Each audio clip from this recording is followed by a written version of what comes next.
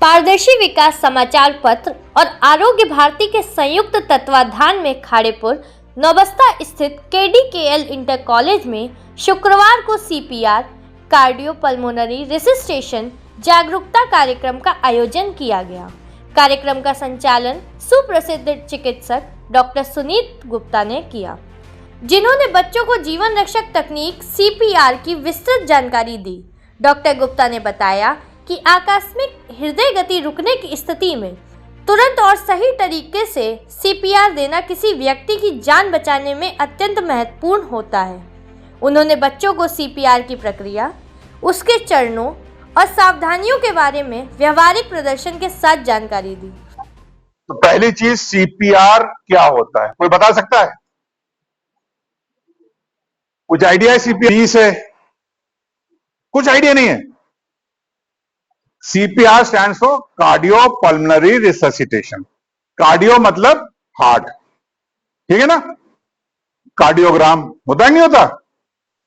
P से pulmonary, pulmonary मतलब फेफड़े, और रिससिटेशन मतलब पुनर्जीवित करना। तो उसका मतलब क्या हुआ?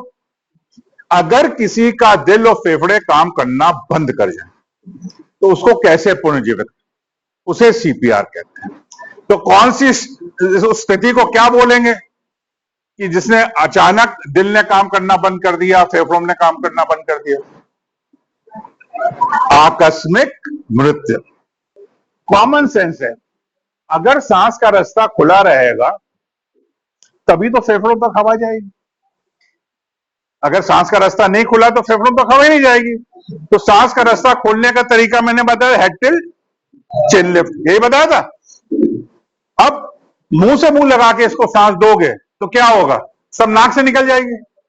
तो आपको करना क्या है, जिस हाथ से माथा पीछे किया इससे 2 उंगल से उसकी नाक, ठीक है, हेड टिल्ट चिन लिफ्ट कर ही रखा आपने। हल्का सा मुंह खोल करके अपने ओंठ उससे ओंठ सील करके 1-1 सेकंड की 2 सांसें आपको देनी है। कैसे? कितनी? कोई मापदंड तो है नहीं आपके पास, पर इतनी देनी है कि हल्का सा छाती का मूवमेंट, जितना कि आप लोग सांस ले रहे हो रहा है। Now why that is important? आप घबराए भी होगे, आप जोर जोर से फूकोगे। जब जोर जोर से फूकोगे थोड़ी हवा तो फेफड़ों में जाएगी, बाकी कहां जाएगी? पेट में। पेट फूलेगा और पेट का कंटेंट आकर के फिर वे ऑब्स्ट्रक्शन, ठीक है? तो आपको हेड टिल्ट चिन लिफ्ट करना है। जिससे आप माथा पीछे कर रहे हैं उससे नाक बंद करिए, ओंठ से ओंठ सील करके 2 हवा सांसें 1-1 सेकंड। आपका एम क्या है? फेफड़ों तक हवा पहुंचाना। यहां डिस्टेंस ज्यादा है तो आपको नाक बंद करनी है। छोटा बच्चा है, नाक मुंह अगल बगल है, तो इसकी नाक में क्यों बंद करूं? आपने हेड टिल्ट चिन लिफ्ट किया और क्लियर? कौन कोई रॉकेट साइंस नहीं बेटा। हमें क्या है, एम है दिमाग तक ऑक्सीजन, ठीक है? तो सांस देना आ गया, दूसरा हाथ ऐसे करके और बिल्कुल बीच में इस हड्डी के लोअर हाफ में आपको 100 से 120 प्रति मिनट दबाना है। 1 सेकेंड में 2 बार, 2 से 2.5 इंच, ठीक? अब कैसे याद करोगे? नॉर्मल हार्ट रेट कितनी होती है? 70-80। दौड़ लगा लो, 100-120 हो जाएगी कि नहीं हो जाएगी?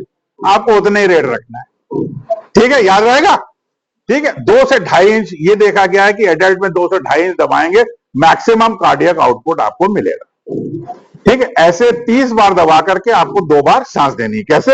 1 2 3 4 5 6 7 8 9 10 11 12 13 14 17 18 19 20 21 22 23 24 25 30। हेड टिल्ट चिन लिफ्ट 2 सांसें, फिर छाती दबाना है 30 बार। बड़ा थकावट वाला काम, थक जाओगे, इफेक्टिव सीपीआर नहीं हो पाएगा। तो 2 लोग होंगे, एक आदमी इधर से दबाएगा छाती, दूसरा आदमी उधर से। 5 साइकिल के बाद 2 मिनट के बाद जो छाती दबा रहा है वो इधर आके सांस देगा, जो सांस दे रहा है उधर आके छाती दबाएगा, ठीक है? कभी भी छाती आप दबाएंगे नीचे हार्ड सरफेस होना चाहिए। अगर गद्दा हुआ, गद्दा दबेगा, दिल नहीं दबेगा। तो कहीं ऐसी हादसे वाली जगह में हो, जो पलंग में व्यक्ति लेटा हुआ, नीचे गद्दा है, आप उसे उठा के जमीन पे रख के फिर आप, मैंने कहा था ना, रिस्पॉन्स चेक करना सबसे इंपॉर्टेंट है। व्यक्ति होश में आ जाता है। आप कैसे हो? व्यक्ति होश में आ गया। अगर व्यक्ति होश में आ गया, इसका मतलब उसका दिल भी काम कर रहा है, फेफड़े भी काम कर रहे हैं, ठीक। लेकिन आप उसको छोड़ोगे नहीं, आप अंडर ऑब्जर्वेशन उसे डॉक्टर के पास लेके जाओगे। कई मेडिकल कंडीशन ऐसी हैं, वो फिर बेहोश हो सकता है, उसकी जान खतरे पे हो सकती है, ठीक है। तो एक स्थिति ये हो सकती है। दूसरी, आप कैसे हो, कोई जवाब नहीं, छाती पेट हिल रहा है, कोई जवाब नहीं, छाती पेट। इसका मतलब क्या हुआ? बेहोश व्यक्ति। और बेहोश व्यक्ति का सबसे बड़ा दुश्मन। तो आपको क्या करना, या तो आप हेड टिल्ट चिन लिफ्ट या उसको करवट से। क्लियर? ये नहीं कि कोई गिरा आपने छाती दबानी शुरू कर दी।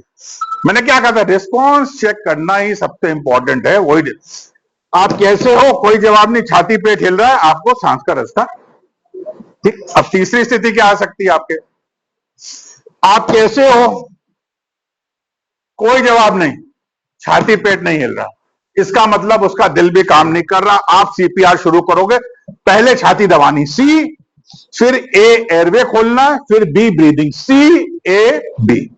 और अगर मुंह से मुंह लगा के सांस नहीं देना है तो कंटिन्यूअस आप छाती दबाते हुए उसे हॉस्पिटल लेके जाओ, ठीक। कोई क्वेश्चन?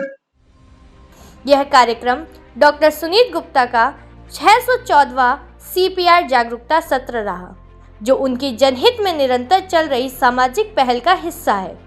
इस अवसर पर प्रदीप गुप्ता, के वाजपेयी, व्यंजना वाजपेयी, लक्षणा वाजपेयी, संपादक सुशील कुमार, सह संपादक वेद प्रकाश तिवारी, डॉक्टर मनीष यादव और डॉक्टर देवेश तिवारी सहित अनेक गणमान्य लोग उपस्थित रहे।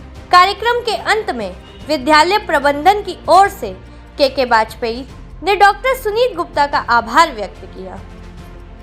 जी नमस्कार, के वाजपेयी भारती, सेक्रेटरी केडीकेएल शास्त्री कविता इंटर कॉलेज।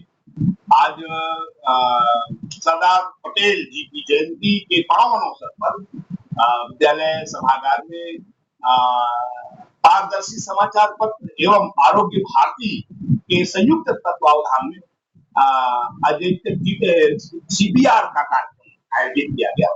इसमें विद्यालय के बच्चे, तकरीबन 300 बच्चे और शिक्षकगण उपस्थित रहे।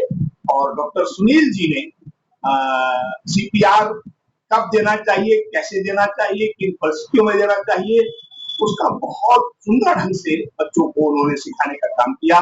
और निश्चित रूप से आज जो सेमिनार हुआ, जो आज जानकारियां केडीकेएल और कविता विद्यालय के बच्चों को पारदर्शी समाचार पत्र और आरोग्य भारती के द्वारा और डॉक्टर सुनील जी के द्वारा जो दी गई है, वो निश्चित रूप से बच्चों को आने वाले जीवन में, भविष्य के लिए बहुत ही लाभप्रद होगी।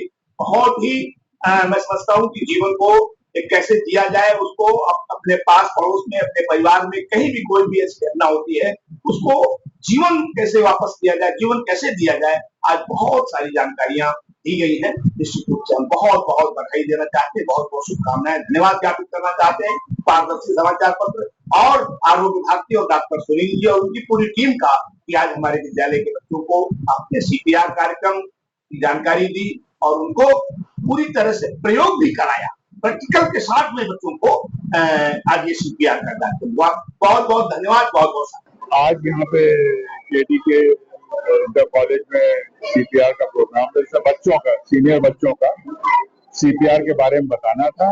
और क्योंकि ये बहुत आवश्यक हो गया है कि हर एक व्यक्ति को सीपीआर आना चाहिए, तो अगर सीपीआर का ज्ञान अगर लोगों को आ जाता तो बहुत सारी जानें हम बचा सकते हैं।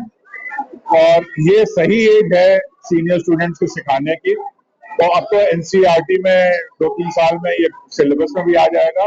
तो ये बिल्कुल सही सुशील जी ने, जो पारदर्शी समाचार के हैं, उन्होंने बिल्कुल सही वो लिया है निर्णय कि बच्चों को सिखाएंगे। और आगे भी वो कह रहे हैं कि और स्कूलों में जाके बच्चों को सिखाएंगे, तो उससे समाज का बड़ा फायदा होगा, लोगों को बहुत फायदा।